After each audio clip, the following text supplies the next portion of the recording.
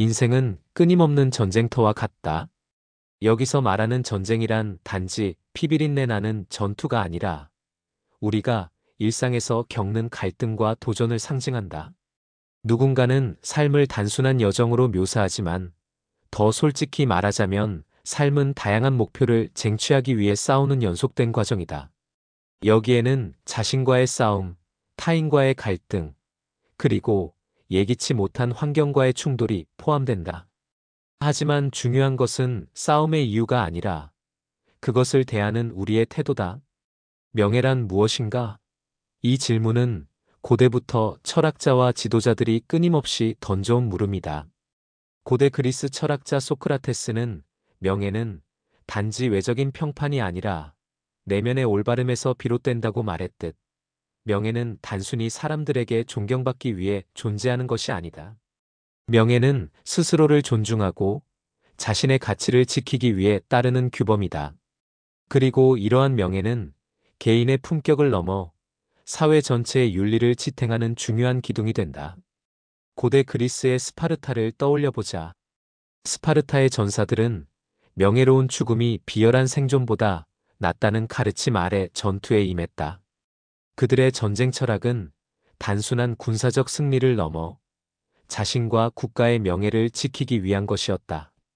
특히 스파르타 전사들이 사용한 방패는 개인의 보호뿐 아니라 동료의 생명을 지키는 도구로 간주되었다.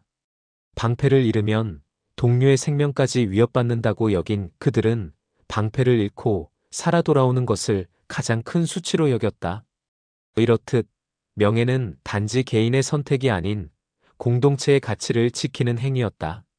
이와 비슷한 교훈을 우리는 동양의 지혜에서도 찾을 수 있다. 삼국지에서 유비는 흔히 인의 지도자로 불린다. 그는 전쟁터에서도 배신과 기만을 피하고 도덕적 가치를 중시하며 적을 대했다. 예를 들어 관우가 적군인 조조에게 포로로 잡혔을 때 조조가 관우를 살리기 위해 호의를 베풀었음에도 불구하고 관우는 유비와의 의리를 지키기 위해 목숨을 걸고 탈출했다. 유비의 가르침과 관우의 행동은 명예란 단지 외적인 승리보다 의리와 도덕을 지키는 데 있다는 메시지를 전한다. 그러나 현대에 들어서면서 명예라는 개념은 점차 희미해지고 있다. 우리는 때때로 경쟁과 성공을 위해 어떤 수단이든 정당화하려는 모습을 보인다. 이는 결과가 전부라는 생각이 지배적인 사회적 분위기와 맞물려 더욱 심화된다. 하지만 이렇게 명예를 포기한 승리는 오래가지 못한다. 반칙과 비열함으로 얻은 승리는 곧 불신과 비난으로 이어지고 결국 개인의 삶을 더 비참하게 만든다. 명예란 한순간의 선택이 아니라 지속적인 자기 수양을 통해 얻어지는 것이다. 잠언에는 끝까지 하는 사람이 받는 선물이란 말이 있다. 이는 단지 노력의 결과를 뜻하는 것이 아니라 명예로운 방식으로 끝까지 자신의 가치를 지켜내는 사람만이 진정한 보상을 받을 수 있다는 뜻이다. 명예는 다른 사람들이 주는 것이 아니라 자신의 태도로 스스로 쟁취하는 것이다. 또한 명예는 우리가 단순히 자신을 위해 싸우는 것이 아닌 더 큰 목적을 위해 싸우는 것임을 일깨운다. 개인의 명예는 결국 사회 전체의 도덕적 기준을 강화하고 타인에게 선한 영향을 미친다. 이러한 명예로운 행동은 한 개인의 삶을 넘어 세대를 아우르는 유산으로 남게 된다. 결국 전쟁에서 가장 중요한 것은 승패가 아니다. 오히려 그 과정에서 우리가 어떤 사람으로 기억될지를 결정짓는 것이 중요하다. 명예로운 싸움이란 단지 강한 적을 무찌르는 것이 아니라 우리의 내면에서 비열함과 두려움을 이겨내고 자신과 타인의 가치를 존중하는 싸움이다.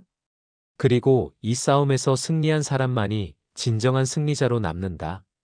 인생에서 우리는 간혹 너무나 절실히 승리가 필요한 순간을 마주한다. 시험에서 좋은 점수를 얻고 싶거나 직장에서 경쟁자를 앞질러야 할 때, 혹은 인간관계에서 자신을 방어하기 위해 상대방을 깎아내리고 싶을 때처럼 말이다. 이런 순간에는 흔히 목적이 수단을 정당화한다는 속임수에 빠지기 쉽다. 하지만 과연 결과만 중요할까?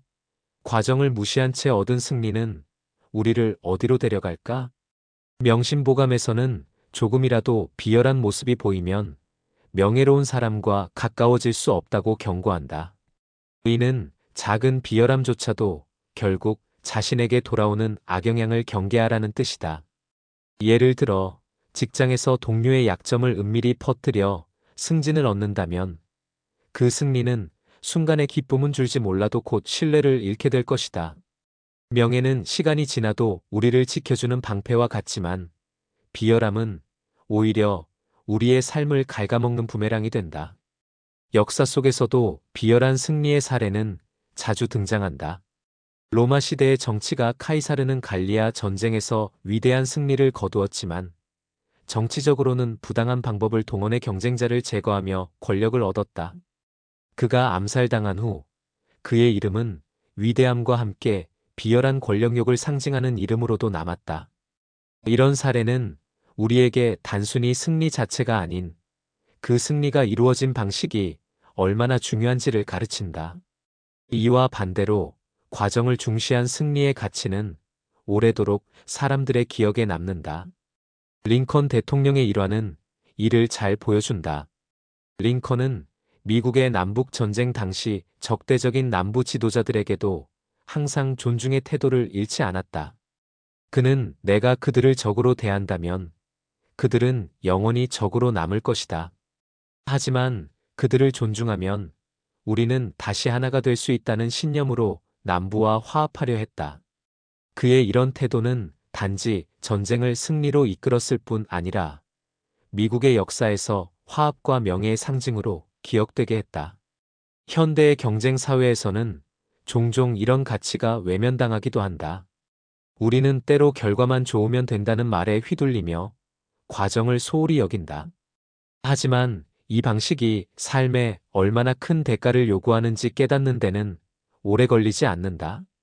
경쟁자를 깎아내려 프로젝트를 따낸 동료, 소문을 이용해 자신을 돋보이게 한 친구, 상대방의 약점을 이용해 승리한 사람은 결국 자신에게 남는 것이 무엇인지 돌아보게 될 것이다. 비열한 승리는 단기적으로는 성취감을 줄지 몰라도 장기적으로는 신뢰와 관계를 파괴한다. 비열한 승리가 위험한 이유는 단지 그 결과가 불명예를 남긴다는 데 있지 않다. 더 중요한 것은 이런 행위가 우리의 내면을 조금씩 잠식한다는 점이다. 비열함이 반복되면 우리는 점차 그것에 무뎌지고 결국 무엇이 옳은지조차 모르게 된다. 이는 인생의 가장 소중한 자산인 자신과의 신뢰를 무너뜨린다. 우리는 명예롭게 살기 위해 스스로에게 나는 어떤 방식으로 이 결과를 얻었는가? 를 끊임없이 물어야 한다. 또한 비열한 행동은 상대방뿐 아니라 자신에게도 고통을 남긴다. 복수심에 불타 과거의 우정을 이용하거나 비밀을 폭로해 상대를 깎아내리는 순간 우리는 단지 상대를 넘어뜨리는 것이 아니라 스스로를 무너뜨리는 것이다. 이런 방식의 승리는 잠시 동안의 우월감을 줄 수 있지만 그 뒤에는 깊은 공허함이 남는다. 아주 세속적인 지혜에서도 승리는 증오를 낳는다는 경고를 통해 부정한 방법으로 얻은 승리가 인간관계를 어떻게 파괴하는지를 명확히 짚어낸다. 그렇다면 우리는 어떻게 이 함정을 피할 수 있을까? 첫째, 우리의 목표를 이루는 데 있어서 윤리적 기준을 확고히 세워야 한다.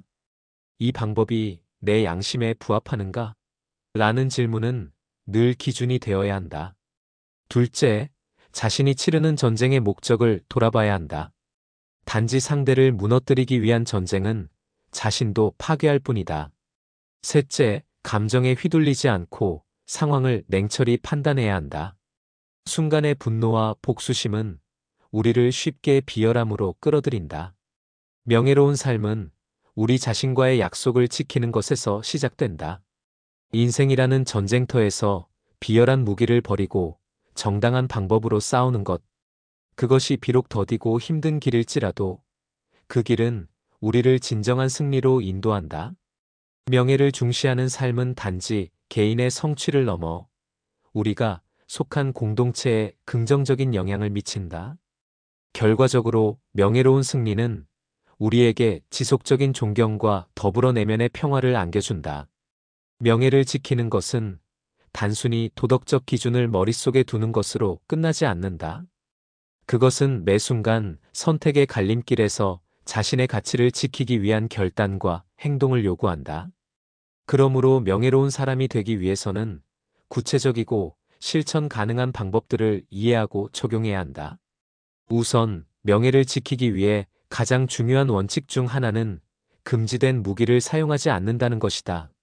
명심보감에서는 증오의 감정 때문에 과거의 우정을 이용하지 말라고 가르친다. 이는 인간관계에서 특별히 중요한 메시지를 담고 있다. 때로는 과거에 친밀했던 관계나 상대방이 나를 신뢰하며 공유한 비밀이 갈등 속에서 무기가 될 때가 있다. 하지만 그런 비열한 수단은 상대방뿐만 아니라 결국 자신에게도 깊은 상처를 남긴다. 예를 들어 연인 간에 헤어진 뒤 감정적인 보복을 위해 서로의 약점을 폭로하는 경우를 보자. 그것은 일시적인 우월감을 줄 수 있지만 신뢰와 존엄은 영원히 파괴된다. 명예로운 사람은 과거의 우정을 이용하지 않을 뿐만 아니라 오히려 상대의 취약점을 보호하며 자기 내면의 가치를 지킨다. 또한 명예로운 삶을 위해서는 상대를 존중하는 태도가 필수적이다. 잠언에서는 상대를 존중하는 것은 자신을 존중하는 것과 같다고 강조한다. 존중은 단순히 예의를 차리는 것을 넘어 상대방의 의견과 가치를 인정하고 그 존재를 귀하게 여기는 마음에서 비롯된다. 일상에서 우리가 흔히 경험하는 사소한 갈등을 생각해 보자. 대화 중 상대가 나와 의견이 다를 때 감정적으로 대응하거나 상대를 무시하는 대신 그 사람의 입장을 이해하려 노력한다면 갈등은 자연스럽게 해소될 가능성이 크다.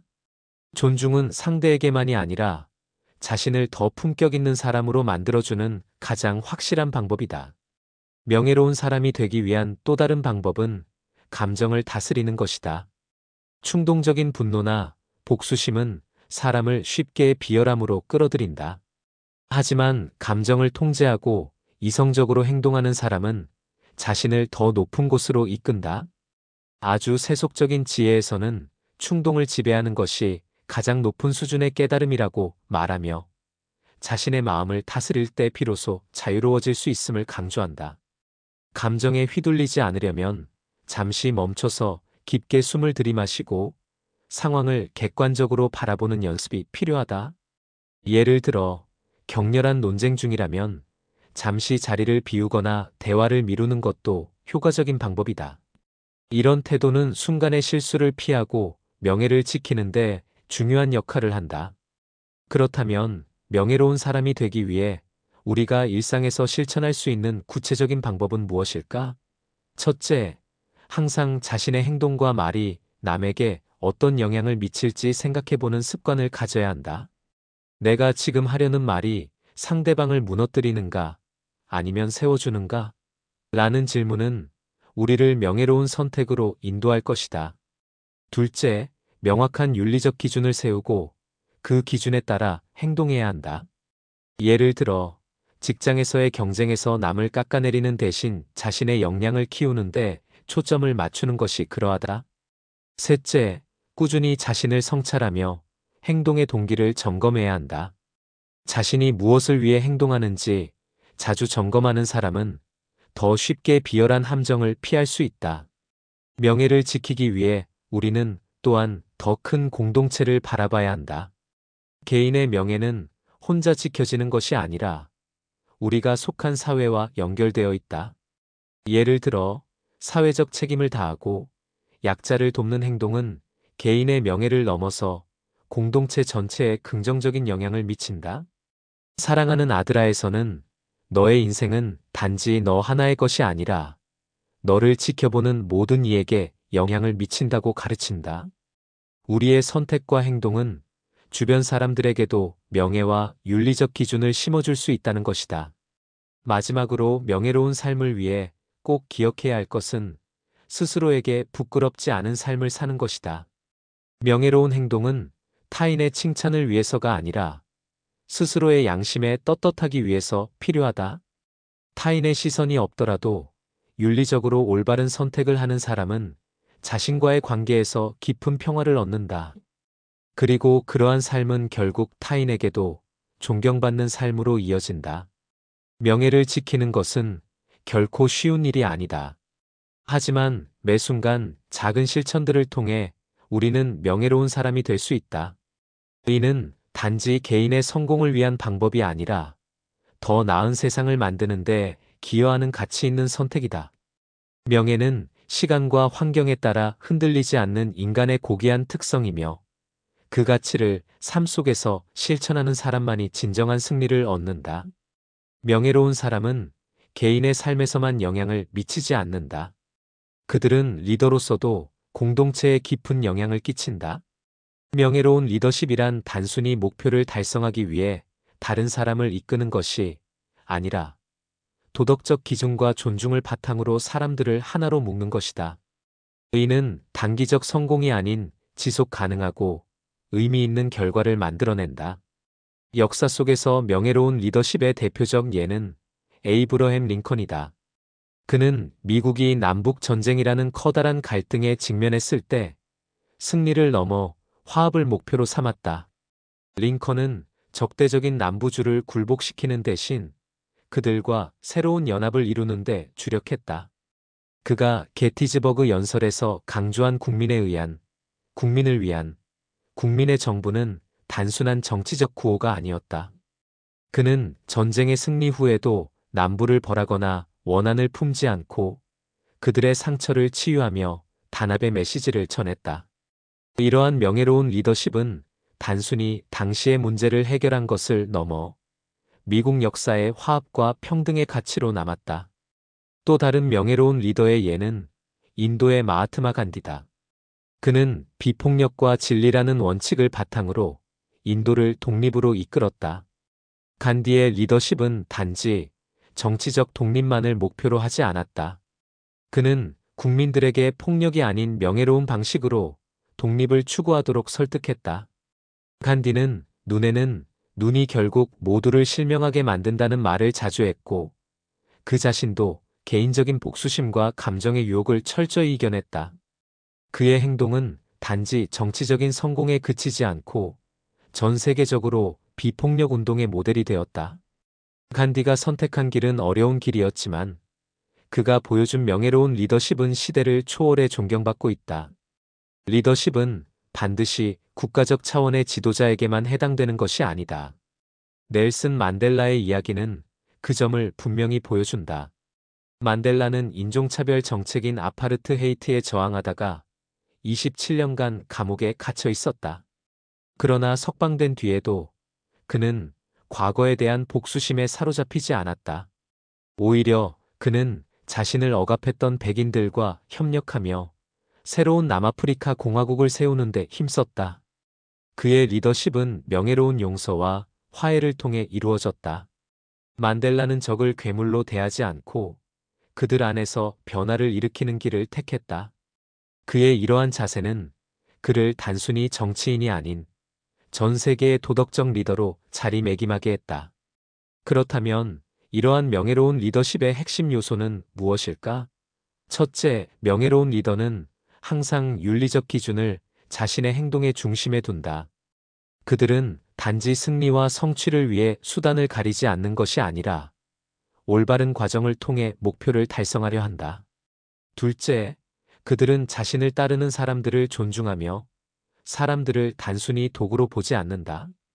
존경은 서로에게 긍정적인 영향을 미칠 뿐 아니라 리더 자신도 신뢰받는 존재로 자리 잡게 한다. 셋째, 명예로운 리더는 위기 속에서도 흔들리지 않는 원칙을 가진다. 어려운 상황에서도 흔들리지 않는 기준을 유지하는 리더는 공동체의 방향을 잃지 않게 한다. 현대 사회에서 리더십은 단지 조직이나 국가의 최고 책임자에게만 요구되지 않는다. 우리는 모두 각자의 삶에서 누군가의 리더가 된다. 예를 들어, 한 가정의 부모는 자녀들에게 명예로운 행동의 본보기를 보여줄 수 있다. 부모가 타인을 대하는 태도, 갈등을 해결하는 방식, 약자를 대하는 모습은 아이들에게 커다란 영향을 미친다. 부모가 공정하고 명예로운 방식으로 삶을 살아갈 때 아이들은 자연스럽게 윤리적 기준과 존중의 가치를 배운다. 또한 직장에서도 리더십은 직급에 높고 낮음에 상관없이 발휘될 수 있다. 팀의 일원이더라도 명예롭고 공정한 태도를 유지하며 다른 사람들을 배려하는 사람은 자연스럽게 동료들에게 신뢰받는다. 직장에서의 리더십은 목표를 달성하기 위한 능력뿐 아니라 서로 간의 존중과 협력을 기반으로 한다. 명예로운 리더는 개인의 성과뿐 아니라 팀의 성공을 위해 노력하며 자신의 이익보다 공동의 이익을 우선시한다. 마지막으로 명예로운 리더십은 사람들에게 지속적인 영향을 미친다. 명예로운 리더가 보여주는 행동은 단순히 그 순간의 성공을 넘어서 다음 세대에까지 이어지는 가치를 심어준다. 링컨, 간디, 만델라 같은 리더들이 한결같이 강조한 것은 단순한 승리가 아니라 인간의 존엄성과 윤리적 원칙이었다. 이들은 모두 명예로운 행동이 궁극적으로 가장 큰 영향을 미친다는 것을 몸소 증명했다. 명예로운 리더십은 우리가 속한 모든 공동체에서 실천 가능하다.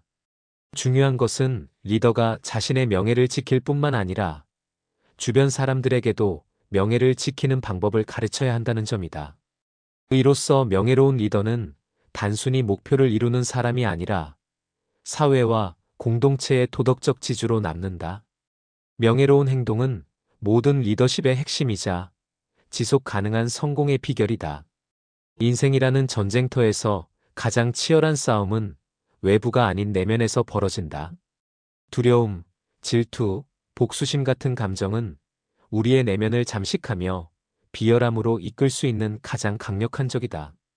이 싸움에서 승리하려면 우리는 내면의 용기와 관용을 불러내어 자신의 마음을 지키는 법을 배워야 한다. 우선 용기는 단순히 위험을 감수하는 것이 아니라 자신의 두려움과 직면하는 것이다. 흔히 사람들은 용기를 무모함과 혼동하기 쉽다.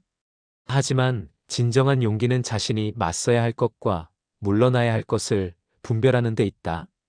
잠언에서는 성공의 힘은 자신을 이기려는 마음에서 나온다고 말한다. 여기서 자신을 이긴다는 것은 두려움이나 분노 같은 감정에 휘둘리지 않는다는 의미다. 우리 삶의 많은 갈등은 감정이 이성을 지배할 때 발생한다. 하지만 용기를 내어 이 감정을 통제할 때 우리는 갈등을 넘어 더 높은 차원으로 나아갈 수 있다. 고대 철학자 스토아 학파는 이런 내면의 전쟁을 깊이 탐구했다. 스토아 철학자 에픽테토스는 우리를 괴롭히는 것은 사건이 아니라 그 사건에 대한 우리의 생각이라고 말했다. 예를 들어 직장에서 동료가 나를 무시하는 것처럼 보일 때 그 자체가 나를 화나게 하는 것이 아니다. 오히려 내가 무시당했다는 해석이 우리를 분노하게 만든다. 이때 필요한 것은 용기 있게 자신의 감정을 바라보고 그것이 이성적인지 아닌지를 판단하는 능력이다. 이 용기를 강화하는 또 하나의 방법은 자기 확신이다. 자기 확신은 자신의 가치를 믿는 데서 비롯된다. 하지만 우리는 종종 외부의 평가에 의해 자신감을 잃거나 흔들리곤 한다. 여기서 중요한 것은 자신의 가치를 외부가 아니라 내면에서 찾는 것이다. 명심보감에서는 자신을 바로 세우는 것이 모든 것의 출발점이라고 가르친다. 내면의 가치를 믿고 흔들리지 않을 때 우리는 외부의 비난이나 칭찬에 상관없이 명예로운 태도를 유지할 수 있다. 관용은 내면의 또 다른 강력한 무기다. 이는 다른 사람을 용서하고 이해하려는 태도에서 시작된다. 관용은 종종 오해를 받는다. 많은 이들이 관용을 약점으로 여기거나 자신의 자존심을 낮추는 일로 간주한다. 그러나 관용은 단지 상대방을 용서하는 것이 아니라 스스로를 자유롭게 하는 일이다. 아주 세속적인 지혜에서는 타인의 결점은 결국 우리 자신의 결점이기도 하다고 말하며 관용이 서로를 이해하고 받아들이는 출발점임을 강조한다. 관용을 통해 우리는 상대를 단순히 적으로 바라보는 것을 넘어서 한 인간으로 이해할 수 있게 된다. 예를 들어 한 친구가 나에게 상처를 주었다고 하자. 그 행동을 비난하기 전에 그 친구가 처한 상황과 마음 상태를 돌아본다면 우리는 더 큰 관용을 가질 수 있다. 이런 태도는 단지 관계를 회복하는 데 그치지 않고 우리 자신을 더 넓은 사람으로 성장시킨다. 용기와 관용은 함께 작용할 때 가장 큰 힘을 발휘한다. 용기는 진실을 직면하게 하고 관용은 그 진실 속에서 이해와 화해의 길을 찾게 한다. 예를 들어 간디가 비폭력 운동을 이끌 때 그는 단지 폭력에 맞서지 않은 것이 아니라 폭력을 일으킨 사람들을 이해하려고 노력했다. 그는 적대자들에게도 인간적 존엄성을 인정했고 이는 그의 운동이 단순한 저항을 넘어 화합의 메시지가 될 수 있었던 이유다. 내면의 용기와 관용을 기르는 실천 방법은 무엇일까? 첫째, 자신의 감정을 성찰하는 시간을 가져야 한다. 매일 아침이나 저녁에 짧은 시간이라도 스스로에게 질문을 던져보자. 오늘 내가 느낀 감정 중 나를 지배하려 한 것은 무엇이었나? 그 감정에 휘둘리지 않기 위해 나는 어떤 선택을 했는가? 같은 질문은 우리의 내면을 돌아보게 하고 감정을 통제하는 힘을 길러준다. 둘째, 작은 일에서부터 관용을 실천하는 연습을 해보자. 예를 들어, 길에서 누군가가 내 앞에 끼어들었을 때 바로 화를 내기보다는 그 사람도 급한 일이 있었을 것이다라고 생각하며 관용을 베푸는 것이다. 이런 작은 연습은 큰 갈등에서도 관용을 발휘하는 데 도움이 된다. 셋째, 내면의 용기를 키우기 위해 도전하는 습관을 들이자. 새로운 환경에 뛰어들거나 익숙하지 않은 사람들과의 대화 속에서 우리는 자신감을 얻고 성장할 수 있다. 이러한 도전은 두려움을 이겨내는 연습이 될 뿐만 아니라 내면의 용기를 강화하는 가장 좋은 방법이다. 내면에서 용기와 관용을 불러내는 것은 단지 개인의 성장에 그치지 않는다. 이는 우리의 관계, 공동체, 그리고 더 나아가 사회 전체에 긍정적인 영향을 미친다. 명예로운 삶을 살기 위해 우리는 외부의 적보다 내면의 적과 싸워야 한다. 두려움과 분노를 극복하고 이해와 용서를 선택할 때 우리는 비로소 진정으로 명예로운 사람이 될 수 있다. 명예로운 삶은 단지 현재의 만족이나 성공에 그치지 않는다. 그것은 우리 자신을 넘어 세대와 공동체에 지속적으로 영향을 미치는 유산으로 남는다. 우리가 명예로운 선택을 할 때마다 그것은 눈에 보이지 않는 씨앗처럼 타인의 마음에 심어져 언젠가는 더 큰 가치를 꽃피우게 된다. 명예는 개인의 기억 속에서만 머물지 않고 사람들 사이에서 전해진다. 역사 속 많은 위인들이 그러했듯이 그들의 명예로운 행동은 단지 자신의 이름을 빛내는 것을 넘어 인류의 보편적 가치로 자리 잡았다. 예를 들어 마틴 루터 킹 목사의 삶을 떠올려 보자. 그는 흑인 민권운동의 선두에 서서 불의에 저항했다. 하지만 그는 단순히 흑인의 권리만을 외친 것이 아니라 인류 모두가 평등하다는 메시지를 전파했다. 그의 명예로운 행동은 법과 제도를 변화시키는데 그치지 않고 지금도 전 세계 사람들에게 정의와 평등의 중요성을 상기시킨다. 개인의 명예로운 선택은 가까운 가족과 친구들에게도 큰 영향을 미친다. 사랑하는 아들아에서는 부모가 자녀에게 남길 수 있는 가장 큰 유산은 물질적 자산이 아니라 삶의 윤리와 명예로운 태도라고 강조한다. 이는 단지 가르침의 차원을 넘어 부모가 자녀들에게 보여주는 행동과 결정의 본보기를 뜻한다. 한 부모가 어떤 갈등 속에서도 존중과 공정함을 잃지 않고 행동한다면 그 자녀는 자연스럽게 명예가 얼마나 중요한지 체득하게 된다. 이는 단순한 도덕적 교육이 아니라 삶에서 실천되는 명예의 가치를 물려주는 것이다. 더 나아가 명예로운 행동은 공동체와 사회 전체의 도덕적 기준을 높인다. 우리는 종종 한 사람의 용기 있는 행동이 어떻게 사회를 변화시키는지를 목격하곤 한다.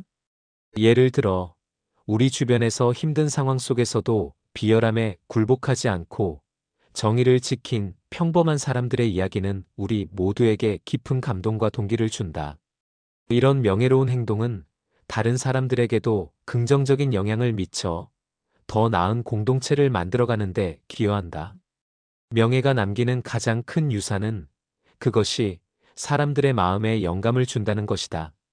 명예로운 삶을 산 사람은 떠난 뒤에도 그들의 이야기를 통해 타인에게 계속해서 영향을 미친다. 예를 들어, 일본의 사무라이 문화에서 명예는 그들의 삶의 중심이었다. 사무라이들은 단순히 싸움의 기술을 익히는 것뿐 아니라 자신과 타인에 대한 존중, 용기, 충성을 가르쳤다. 이들의 행동은 단지 개인의 삶에서 끝나지 않고 후대에까지 일본인의 정신적 기반을 형성하는 데 기여했다. 명예로운 행동이 왜 이렇게 강력한 유산을 남길 수 있을까? 그것은 명예가 단지 한 사람의 성취를 넘어 인간 본연의 가치를 보여주는 것이기 때문이다. 우리가 명예를 지킬 때 우리는 자신이 단지 이기적인 존재가 아니라 더 큰 가치와 연결되어 있음을 드러낸다. 이로 인해 명예로운 행동은 타인의 마음을 움직이고 그들을 더 나은 방향으로 이끌게 된다. 하지만 명예로운 유산은 단지 위대한 사람들의 전유물이 아니다. 우리는 일상 속에서 스스로 명예를 지키며 살아갈 때 우리 주위 사람들에게 깊은 인상을 남길 수 있다. 예를 들어, 한 이웃이 어려움에 처했을 때 작은 도움의 손길을 내미는 것, 직장에서 정직과 공정함을 잃지 않는 것, 또는 가족 내에서 책임감과 사랑을 실천하는 것 등이 모두 명예로운 행동의 일환이다. 이런 행동들은 그 자체로 큰 변화를 만들지는 못할지라도 주위 사람들에게 영감을 주고 더 나은 행동을 이끌어낼 수 있다. 명예로운 삶은 단순히 의무나 도덕적 책임감에서 비롯되는 것이 아니다. 그것은 자신이 누구인지, 무엇을 믿는지를 세상에 보여주는 방식이다. 우리가 명예로운 선택을 할 때마다 그것은 우리가 세상에 남길 수 있는 가장 가치 있는 흔적이 된다. 우리는 죽음을 맞이할 때 물질적 자산이나 외적인 성공을 가져갈 수 없지만 우리의 명예로운 행동과 그것이 남긴 영향력은 살아남아 계속해서 사람들의 마음속에 새겨진다. 결국 명예로운 삶이란 자신을 넘어 더 큰 가치를 위해 살아가는 것이다. 그것은 자신에게 떳떳할 뿐만 아니라 다른 사람들에게도 영감을 주는 삶이다. 우리가 오늘 하는 명예로운 선택들은 내일의 세상을 조금 더 밝게 만들 것이다. 그리고 그 선택들은 단순히 우리의 이름을 남기는 것이 아니라 우리가 속한 공동체와 세대를 이어가는 유산으로 남을 것이다. 명예로운 행동은 인간이 가진 가장 고귀한 특성이자 후대에 전할 수 있는 최고의 선물이다.